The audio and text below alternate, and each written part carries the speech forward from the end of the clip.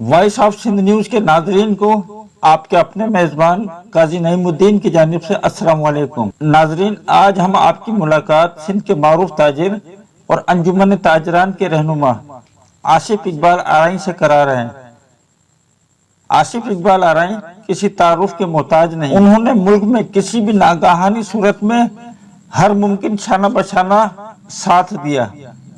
जलजला हो या कोरोना, तूफानी बारिशें हो या सैलाबी सूरत हाल, दुखी और परेशान हाल मुतासरीन की बहाली, पके हुए खाने से लेकर हजारों फैमिलीज के लिए 10 से 15 दिनों के राशन का इंतजाम, पीने का साफ पानी और हत्ता के इलाज मुआवजे के लिए भी अपना भरपूर किरदार अदा किया।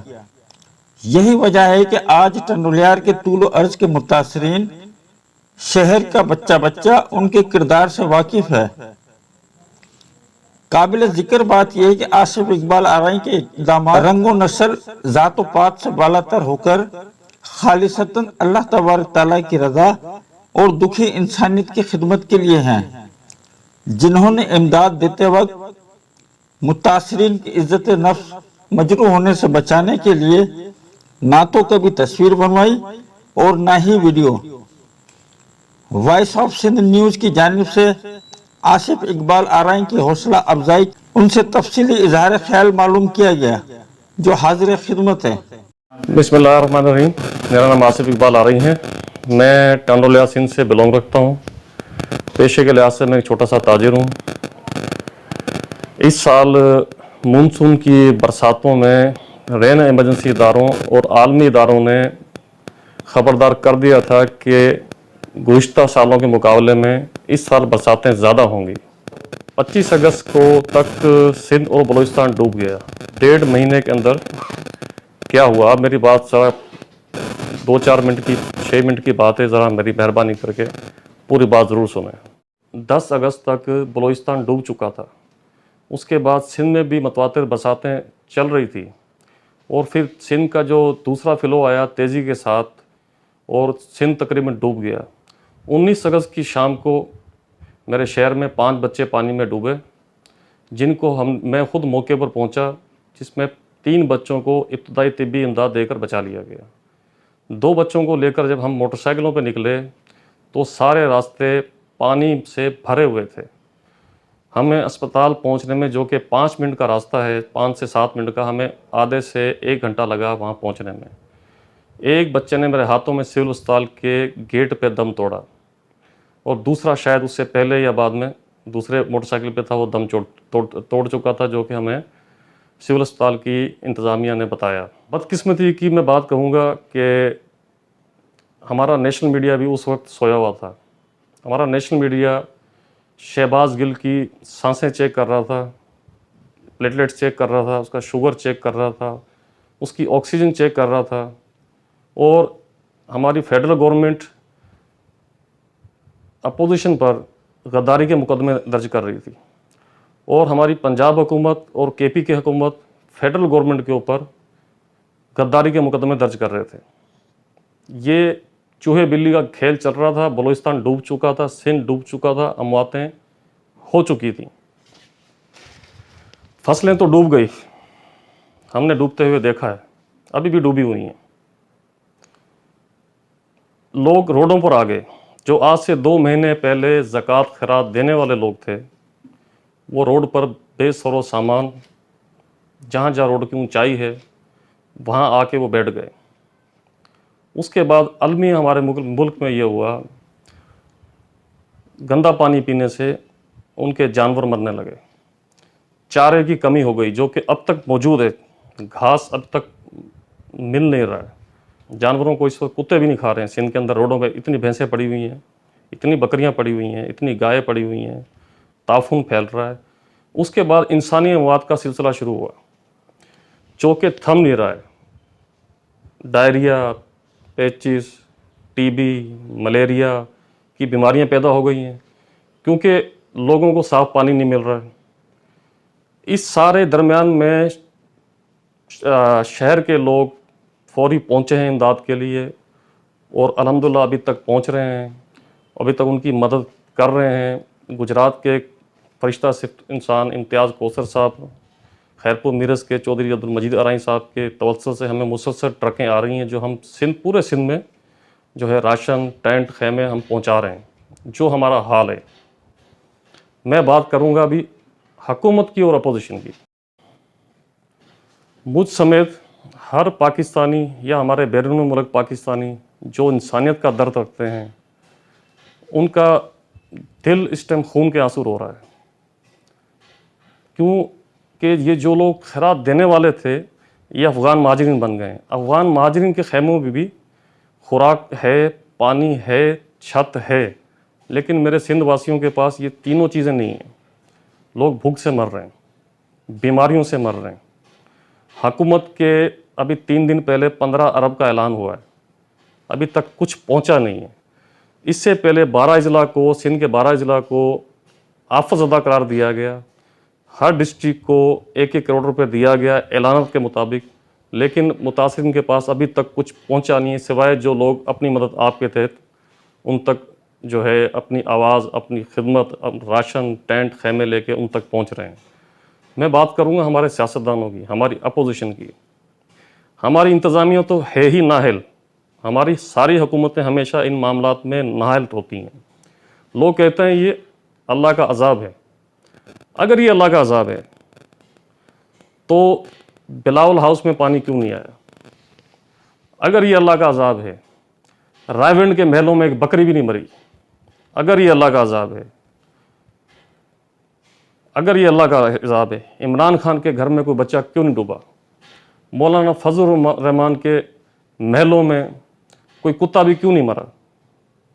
ये हमारी इंतज़ामिया की, अपोजिशन की नाअहली है। अभी नया गेम शुरू होगा, अभी नई चीज़ें होंगी। हुकूमत अपोजिशन को गालियाँ देगी, अपोजिशन हुकूमत को गालियाँ देगी। अगर पंजाब हुकूमत PTI चाहे तो सैकड़ों ट्रक सिंध भेज सकती है अपनी मदद आपके तहत। अपने ही लोगों को भेजे, अपने ही कैंडिडेटों को भेजे। मैं पहले कह चुका हूँ कि हमारी सिंध हुकूमत तो है ही नाअहल। हमारे MNA MPA साहब कह रहे हैं कि हमें इंतज़ामिया की तरफ से कुछ नहीं मिला, जो कर रहे हैं हम अपनी जेब से कर रहे हैं। DC साहब से जब पूछते हैं, मीडिया पूछती है, वो कहते हैं हमारे पास कुछ नहीं आया है। तो शायद ये हलाकतें कम हो जाती, शायद ये बीमारियां कम हो जाती। जो ये लोग सिंध के अंदर सियासत कर रहे हैं अपोजिशन के, खासतौर पर PTI के लोग, आप लोग करोड़ों रुपया इलेक्शन पे तो खर्च करते हैं, आप करोड़ों रुपया जलसों पे भी खर्च करते हैं, आप करोड़ों रुपया रोड बंद करने, मुजाहरे करने में भी खर्च करते हैं। आप अपनी जेब से मदद करना चाहते तो आप कर सकते थे, लेकिन आपने सियासत करनी है। आपने इस मुल्क को डुबोना है, सब ने मिल के। हुकूमत ने और अपोजिशन ने इस मुल्क को डुबोने की कसम खाई हुई है आपने। जब ज़ल्ज़ला आया हमारे मुल्क में 2005 में, जब भी प्राइवेट NGOs पहुंची, सबसे पहले हमारे सिंध के साथ भी यही हुआ है। ये नाअहली हुई है, हमारे हुक्मरानों की नाअहली हुई है कि वो जो उनका फ़र्ज़ बनता है इमदाद देने का, वो नहीं दे सके। हमारे यहाँ इंसानी जानें जाती हैं तो हमारी हुकूमतें उठती हैं। हमारे MQ के दोस्त जो कराची में बैठे हुए हैं, क्या वो वफाक में हुकूमत में नहीं है? क्या वो कराची तक महदूद हैं? उनको सिंध नज़र नहीं आता? वो लोग क्यों नहीं पहुंचे? कराची के शहरी बहुत पहुंचे हैं, सबसे पहले पहुंचे हैं। कराची के ताजिर सबसे पहले पहुंचे हैं। मैं ताजिरों की बात करूं, ताजिर एक तबका है देने वाला, एक तबका हमारा है आबादगार, ज़मींदार। हमारा ज़मींदार, आबादगार, काश्तकार तो ज़मीन पे आ गया। ताजिर तबके ने अल्हम्दुलिल्लाह भरपूर मदद की। और मैं इनसे, पूरे पाकिस्तान के ताजिरों से गुजारिश करूँगा, आज लोग आपको देख रहे हैं और आपको दुआएं आज आप ले लो, दुनिया और आखिरत की। थोड़ा सा नुकसान 10-10 हज़ार रुपये का, 15-15 हज़ार रुपये का हर दुकानदार, हर ताजिर और कर लो। इन गरीबों तक पहुंच जाओ, खुद ही पहुंचो अपने इलाकों के देहातों में। हम तो बैठे हुए शहरों में, हमारे पास भी 8 दिन रास्ते हमारे घर से लेकर हमारे दफ्तरों तक के बंद रहे हैं, लेकिन अल्हम्दुलिल्लाह रास्ते हमारे खुल गए हैं। आज जो खुले आसमान तले हमारे देहातों में लोग पड़े, हर शहर में RO प्लांट लगे हुए हैं। आप लोग ये करें, वहाँ से 20-20 लीटर की कैनें बड़ी लें। और RO प्लांट वालों को मैं गुजारिश करूँगा कि आप अपना पानी फ्री कर दें। मेरे पास भी RO प्लांट लगा हुआ है, अल्हम्दुलिल्लाह फ्री चलता है। वहाँ से हम भर भर के पानी पहुँचा रहे हैं, उसके साथ राशन भी पहुँचा रहे हैं, जैसा हमारा हाल है। एक छोटी सी जमात जो 15 साल पहले 9 बंदों ने बनाई थी, तर्ज़ उमर जिसका नाम है, जिन्होंने बेड़ा उठाया था 9 घरों का हर महीने राशन देने का, जो उन्होंने शुरू किया, आज वो सैकड़ों की तादाद में पहुंच चुका है, सैकड़ों की तादाद में पहुंच चुका है। वो हिंदुस्तान के बॉर्डरों तक पहुंच चुके हैं, जिनके पास ना सरकारी इमदाद है, ना जिनके पास सरकारी मशीनरी है, जिनके और वो खुद मुतवस्तित छोटे तबके से ताल्लुक़ रखते हैं। उनको पूरे सिंध में मैं देख रहा हूँ, मैं उन गवाह हूँ, मैं छोटा सा अदना सा उनका कारकुन भी हूँ। हर जगह उनके वर्कर सिर्फ इंसानियत को बचाने के लिए, और सिर्फ इंसानों को, ये नहीं कि सिर्फ मुसलमानों को, इंसानों को बचाने के लिए वो थरपार कर हमारे डेजर्ट में भी उनकी टीमें काम कर रही हैं, वो पूरे सिंध में काम कर रही हैं।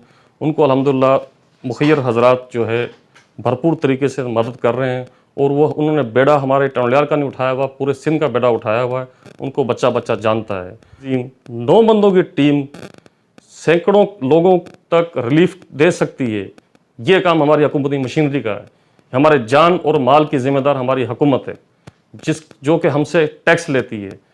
हमारे पर अगर मैं टैक्सों का नाम बताऊं तो टैक्सों की तादाद खत्म हो जाएगी, मैं भूल जाऊंगा। आज हमारी हुकूमत ने दोबारा भीख मांग रहे हैं जो हमारे बैरून मुल्क पाकिस्तानी हैं, जिनको आप वोट का हक भी नहीं देते, और वो अल्हम्दुलिल्लाह फिर दोबारा हमें मदद कर रहे हैं। आप अपनी जेबों से, आप अपने महलों से कब निकलोगे? होंगे कोई 2-4 MNA MPs उन्होंने जेब से दिया होगा, मैं सारों को नहीं कहता हूँ। सियासी जमातों में अगर किसी ने काम किया, जमात इस्लामी ने काम किया। ना तो मैं जमात इस्लामी का वोटर हूँ, ना मैं सपोर्टर हूँ, ना मैंने कभी उसको ज़िंदगी में वोट दिया, लेकिन हक़ाइक़ सियासी तंजीमों में जो काम कर रही है वो जमात इस्लामी काम कर रही है। आपको सलाम, अल्लाह ताला आपको इसका अजर दे। काम मुझ जैसे नाचीज़ अदना बंदे ने, आप जैसे ताजिरों ने, आप जैसे फैक्ट्री वालों ने ही काम करना है। आप ही निकलोगे, आप ही टैक्स देते हो, तो आओ, उठो, पहुँचो मदद के लिए। बरसात बंद ज़रूर हुई है, लेकिन बरसात के जो तबाहकारियों के आसार हैं वो उसको लगने में कई महीने लगेंगे। पिछले 4 दिन पहले मैं देहात में गया, जब मैंने सब्जियों की हालत देखी तो डूब चुकी थी। उस वक्त रेट था प्याज का 150 रुपये किलो, जो कि आज 300 रुपये किलो है। 3 दिन के अंदर अंदर टमाटर का रेट उस वक्त 200 रुपये किलो था, कल 600 रुपये किलो बिका, आज दोबारा 400 रुपये पे आया। एक और बहुत बड़ा बुरहान आने वाला है, उसकी कमेटियां बनेंगी जब वो बुरहान आ चुका होगा, जब लोग मर चुके होंगे। अभी जो हमारे ये हालात है, मिरपुर खास zone, Badin zone, Sanghar zone, ये डूब गया है। ये ज़मीनें कमज़ोर हैं, इनको पानी निकलने में अंदाज़न 6 महीने का वक्त लगेगा। 6 महीने का वक्त लगेगा। इसका मतलब ये है जो इस वक्त फसलें खड़ी थी वो भी तबाह हो गई हैं। जो आइंदा गंदम की काश्त करनी है ख़ास तौर पर, वो भी आपको गंदम नहीं मिलेगी, और गंदम शार्ट होगी। अभी सुनने में आ रहा है 90 किलो वाला आटा कई इलाकों में 150 रुपये किलो बिक रहा है। ये तो मौजूदा सूरत हाल है। वो सरकारी गंदम जो है ना वो सड़ रही हैं, वो वीडियोज़ आ रही हैं, वो उनके ऊपर बरसात की वजह से वो ख़राब हो गई हैं। जब ये आटा हमारा खुदा न खास्ता 200-300 रुपये किलो हो जाएगा, फिर हुकूमत जागेगी, फिर कमेटियाँ बनेंगी, फिर ये बाहर से गंदम इम्पोर्ट करने का सोचेंगे, फिर बिल पास होगा। जब तक इनमें महीनों लग जाएंगे, जब तक जो है ना आवाम भूख से मरेगी, और अपने बकरियां, अपने जानवर, अपनी ज़मीनें बेचेंगे, अपने आप को खुराक से बचाने के लिए ये इंतहाई कदम उठाएंगे। अभी हालात ये हैं कि छोटे मोटे क्राइम शुरू हो गए, क्योंकि लोग भूख से मर रहे हैं, और ये क्राइम बढ़ेंगे। ये क्राइम मैं आपको बता रहा हूँ, ये क्राइम बढ़ेंगे। हमारी आधी पुलिस तो इस कार्ड में है। मिनिस्टर, चीफ सेक्रेटरी, सेनेटर, हमारे मुल्क की ब्यूरोक्रेसी, पुलिस बेचारी क्या करे, कहाँ तक जाए? सबसे ज़्यादा गालियाँ पुलिस को पड़ती हैं। एक चीफ मिनिस्टर गुजरता है 4 सूबों में से, 100 गाड़ियाँ उसके साथ हैं। उससे नीचे का वजीर गुजरता है, 50 गाड़ियाँ उसके साथ हैं। खुदारा अब इस कार्ड छोड़ दो, इस पुलिस को भी फौज के साथ शामिल करके इसको भी रिलीफ के कामों में आप मसरूफ़ करें। अब आवाम का मौजूदा सूरत हाल में इंतज़ामिया पे तो एतमाद नहीं रहा, तो सिंध हाई कोर्ट ने फौरी एक्शन लेते हुए तमाम इमदादी सामान की निगरानी के लिए तमाम ज़िलों के डिस्ट्रिक्ट सेशन जज को हुक्म किया है कि अपनी निगरानी में ये सामान तकसीम किया जाए। और अब आप खुद बताएं, आपकी इंतज़ामिया क्यों नाअहल हुई है? आप पर लोगों को एतमाद नहीं रहा, तो नोटिस लेना पड़ा चीफ जस्टिस हाई कोर्ट को। अभी आवाम की नज़रें 2 इदारों पर चल रही हैं कि काश ये जजेस हम तक हमारा हक पहुँचा दें। दूसरा, आवाम की नज़रें इस वक्त फ़ौज पे खड़ी हैं कि पाक army, air force, Pakistan air force, Pakistan navy हमारी मदद के लिए पहुँचेंगे। हेलीकॉप्टर से तो पहुँच ही रहे हैं, बचा ही रहे हैं। खुराक के मामले में, अद्वियात के मामले में, सेहत के मामले में, जानवरों, इंसानों को बचाने के लिए पाक फ़ौज के दस्ते गांव-गांव निकलने के लोग उनकी उम्मीद पर लोग बैठे हुए हैं, उनका इंतज़ार कर रहे हैं। अगर हमारे मुल्क में डैम होते, और पाक रेंजर्स की तरफ लोग देख रहे हैं, पाक रेंजर्स भी मुताबिक काम कर रही है, उम्मीद है करेगी, इनका फ़र्ज़ है, इनका काम है, इनके लोग हैं, इनका मुल्क है, ये करेंगे। अगर हमारे मुल्क में आज डैम होते, अगर कालाबाग डैम का तनाज़ा है तो उसको ना बनाओ। मेरी इत्तलात के मुताबिक पाकिस्तान में छोटे बड़े 340 डैम्स हैं। मेरी इत्तलात के मुताबिक हिंदुस्तान में 8,500 डैम हैं, चाइना में 40,000 डैम हैं।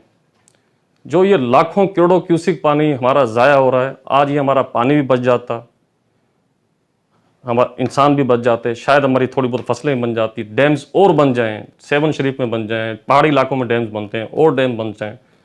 हम 11 महीने प्यास से मरते हैं, हम 1 महीना डूब के मरते हैं। हाय मुझी सिंध बुढ़ी वही, हाय मुझी सिंध लुढ़ी वही, हाय मुझी सिंध बुढ़ी वही। डर लगता है ज़्यादा ना कुछ कह दूं कि कहीं तौहीन अदालत या तौहीन रिसालत ना लग जाए, क्योंकि कुछ हमारे उलमा ऐसे भी हैं जो अपनी जेबों में 11 फतवे यहूदियों के लेके घूमते हैं। वो चाहें तो किसी को भी काफिर कर सकते हैं। किस किस का नाम सुना है? इतलात है कि मौलाना फजल रहमान साहब बहुत बड़े लीडर हैं, वो भी मुल्क से बाहर बैठे हुए हैं। खुदारा आप भी दीन का ख्याल करें। दीन के नाम पर आपको वोट मिलते हैं, कुरान के नाम पर आपको वोट मिलते हैं, आपका किरदार लोग देख रहे हैं, आपको भी नुकसान होगा। आखिर मैं हाथ जोड़ के अपील करता हूँ हमारे सियासतदानों से, हमारी हुकूमतों से, अपोजिशन से, अदलिया से, ब्यूरोक्रेट से, अफवाज से कि खुदारा एक पेज पे इकट्ठे हों और फ़ौरन इकट्ठे हों। आवाम आपकी मुंतज़र है, आवाम आपको देख रही है, और इस वक्त भी अगर आप कुछ एक्शन ले लेते हैं तो शायद हम और बड़े नुकसान से हम बच जाएं, वरना तो आपने फिर इसी अवाम में आना है। हमें फ़ख्र है हमारी अदलिया पर, हमें फ़ख्र है हमारे पाक फ़ौज पर। नाजुक मामलात में, संगीन हालात में अच्छे फ़ैसले किए। खुदारा ऐसा ना हो कि मौरख़ीन आपका किरदार तारीख़ की स्याह किताबों में लिखें। हमारी आने वाली नस्लें मेरे और आपके किरदार से शर्मिंदा ना हो।